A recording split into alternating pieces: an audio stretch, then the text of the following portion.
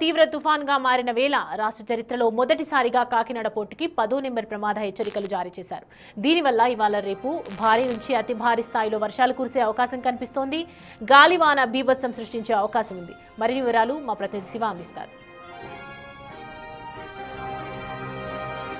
మోందా తుఫాను ప్రభావం ఆంధ్రప్రదేశ్పై చాలా తీవ్ర స్థాయిలో ఉంది. ఇవాళ రేపు ఎల్లుండి అవటాలు 4 రోజుల పాటు విస్తారంగా భారీ నుంచి అతి భారీ స్థాయిలో వర్షాలు కురిసే అవకాశం కనిపిస్తోంది. ప్రస్తుతం కాకినాడకి 230 కిలోమీటర్లు, మచిలీపట్నానికి 190 కిలోమీటర్లతో అల్పపీడనం కేంద్రీకృతమైంది. ప్రస్తుతం ఈ అంశానికి సంబంధించి కూడా మన విజువల్స్లో చూసుకోవచ్చు. ఇక్కడ ఎక్కడెక్కడ వర్షపాతం ఎలా ఉంది ఏంటి అనేది ఒక డిస్ప్లే ఏర్పాటు చేశారు. ప్రస్తుతం మనం చూసుకుంటే ఇదంతా కూడా నెల్లూరుకు సంబంధించిన ఒక డిస్ప్లేని ఇక్కడ అధికారులు ఏర్పాటు చేశారు. ప్రస్తుతం ఉన్నారు. సార్ ఏంటి సార్, కాకినాడకు సంబంధించి కూడా హై అలర్ట్ ప్రకటించారు, 10వ నెంబర్ హెచ్చరిక జారీ చేశారు. దీనివల్ల ఎటువంటి ప్రయోజనం కలుగుతుంది, ఏంటి దీనివల్ల ఎఫెక్ట్? అంటే మనం 2 రోజుల నుంచి ఊహిస్తున్న పరిణామం అండి. ఇప్పుడు ఏం పెద్దగా మార్పు ఏమి లేదంటే ఇమీడియట్గా పెరిగిపోవడం కానీ తగ్గిపోవడం లేదు. మనం 2 రోజుల నుంచి చెప్తున్నట్టుగా గస్టీ వింగ్స్ 110 km/h ఉంటాయి. అంటే జనరల్గా 90 to 100 km of wind speed ఉంటుంది. అది మనకి ఈరోజు నైట్ హిట్ అయ్యేటువంటి అవకాశం ఉంటుంది కాకినాడ పరిసర ప్రాంతాల్లో. ఎగ్జాక్ట్గా అక్కడే అవుతుందని చెప్పలేము. కొద్దిగా అటు ఇటు కూడా కొద్దిగా దిశను మార్చుకునేటువంటి అవకాశాలు కొద్దిగా ఉన్నాయి. ఇంకపోతే దానికి సహాయక చర్యలన్నీ కూడా అధికార యంత్రాంగం చాలా అప్రమత్తంగా ఉంది.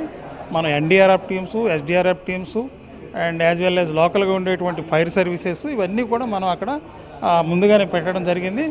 ప్రస్తుతానికి మనకి చిన్న చిన్న ఇన్సిడెంట్స్ వస్తూ ఉన్నాయి. చిన్న అంటే చెట్లు కొమ్మలు ఇరిగి పడిపోవడం, ఇమీడియట్గా రిస్టోర్ చేయడం, ఎలక్ట్రికల్ పోల్స్ పడిపోవడం. అలాగే సార్, అంటే కాకినాడకు సంబంధించి సముద్ర తీర ప్రాంతాన్ని 10వ నెంబర్ ప్రమాద హెచ్చరిక జారీ చేశారు. దాదాపుగా ఏపీ చరిత్రలో ఇది మొదటిసారి అంటున్నారు. ఏంటి సార్ అది? అవునండి, అంటే అది గ్రావిటీ అంటే ఇంటెన్సిటీని బట్టి ఆ నెంబరింగ్ ఉంటుంది. అది కొద్దిగా ఎక్కువగా నెంబరింగ్ ఉంది కాబట్టి దానికి తగ్గట్టుగా అధికార యంత్రాంగం అంతా కూడా చాలా రెడీగా ఉన్నారు. ఎటువంటి ప్రభావం చూపిస్తుంది? ఇంటెన్సిటీ వల్ల చాలా ఎక్కువగా సివియర్ ఉంది కాబట్టి ఆ సివియర్ వల్ల ఎటువంటి ప్రభావాలు అక్కడ ఏర్పడతాయి? అంటే మనం ఏర్పడేటువంటి అవకాశాలు ఉన్నాయి కానీ ముందు జాగ్రత్తల వల్ల ఎటువంటి ప్రమాదం లేదు. ఎందుకంటే ముందు ఫిషర్మ్యాన్స్ అందరినీ కూడా సముద్రం నుంచి బయటికి తీసుకొచ్చాము. వాళ్ళ రేవులో ఉండేటువంటి ఓడలో జనరల్గా ఏంటంటే వాళ్ళు సముద్రం ఒడ్డునే పెడతారు. వాటిని అన్నింటిని కూడా బాగా ఎవాక్యుయేషన్ చేసి దూరంగా తీసుకురావడం జరిగింది. పబ్లిక్ని కూడా బాగా అవేర్ చేశాం కాబట్టి. బట్ గాలితోటి కొద్దిగా ఇబ్బంది అయి ఉండేటువంటి అవకాశం ఉంది. ఎందుకంటే హెవీ విండ్స్ ఉంటాయి కాబట్టి దానికి తగ్గట్టుగా మనం క్లియర్గా చెప్పే ఉన్నాం వాళ్ళందరికీ. సో అంటే తీరం దాటిన తర్వాత ఎటువంటి ప్రభావం ఉంటుంది, ఎన్ని జిల్లాలో ఎఫెక్ట్ ఉంది? ఇది దీనివల్ల మనకి హెవీ రైను చాలా ఎక్కువగా వచ్చేటువంటి అవకాశం ఉంటుంది. దట్టు మనకి రేపు బాగా రిపోర్ట్ అవుతుంది. ఇవాళ రేపు హెవీ రైన్స్ బాగా రిపోర్ట్ అవుతాయి. ఎంటైర్ కోస్టల్ డిస్ట్రిక్ట్స్ అన్నీ కూడా, అంటే మనకి విజయనగరం నుంచి మొదలు పెట్టుకుని శ్రీకాకుళం, విజయనగరం, విశాఖపట్నం అక్కడి నుంచి మొదలు పెట్టుకుని మనకి ఇక్కడ వరకు, ఇక్కడ గుంటూరు, పల్నాడు వరకు ఉండేటువంటి మొత్తం ప్రాంతం అంతా కూడాను ఈరోజు భారీ నుంచి అతి భారీ వర్షాలు ఉంటాయి. సో ఇది మనం ఒకసారి ఇక్కడ చూసుకోవచ్చు. ఇక్కడ రెడ్ టోటల్గా మనం చూసుకోవచ్చు కనుక ఒక అగ్ని పర్వతం మాదిరిగా ఇదంతా కూడా చూసుకోవచ్చు. చెన్నై, కర్నూలు, బెంగళూరు, తంజావూరు, అంటే ఈ సెంటర్లో అంటే చూసుకుంటే చాలా హై చాలా క్రిటికల్గా ఉన్న పరిస్థితి కనిపిస్తూ ఉంది. సో ఆంధ్రప్రదేశ్కి సంబంధించి అంటే ఆంధ్రప్రదేశ్ బెంగళూరు మధ్యలో ఉంది. అంటే ఇటు పక్క కర్నూలు ఉంది, ఇక్కడ విజయవాడ ఉంది, ఇక్కడ తంజావూరు ఉంది.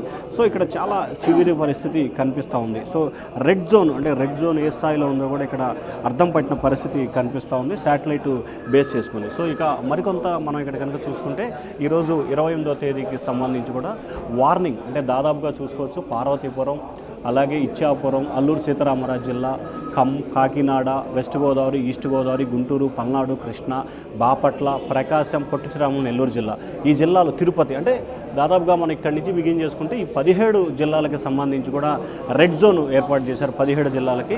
నంద్యాల, వైఎస్ఆర్ కడప, అన్నమయ్యకి సంబంధించి సాధారణంగా ఉండే పరిస్థితి కనిపిస్తోంది. కర్నూలు, అనంతపురం, సత్యసాయి జిల్లా, చిత్తూరుకి సంబంధించి కూడా కొంత ఎక్కువగా వర్షాలు పడే అవకాశం కనిపిస్తోంది. సో ఓవరాల్గా చూసుకుంటే ఈరోజు జరిగిన బేస్ చేసుకుంటే కనుక 17 జిల్లాలకు సంబంధించి హై అలర్ట్ ప్రకటించారు.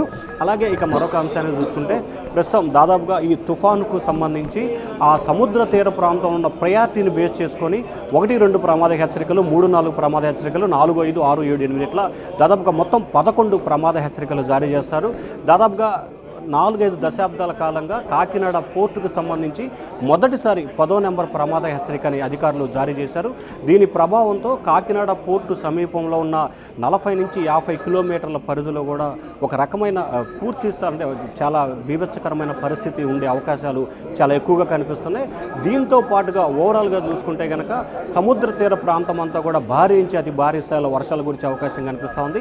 కాకినాడ పరిధిలో ఎక్కడైతే తీరం దాటుతుందో ఆ పరిధిలో మాత్రం 150 నుంచి 200 కిలోమీటర్ల వేగంతో ఈదురుగాలు వీచే అవకాశం కనిపిస్తూ ఉంది. Vote studio.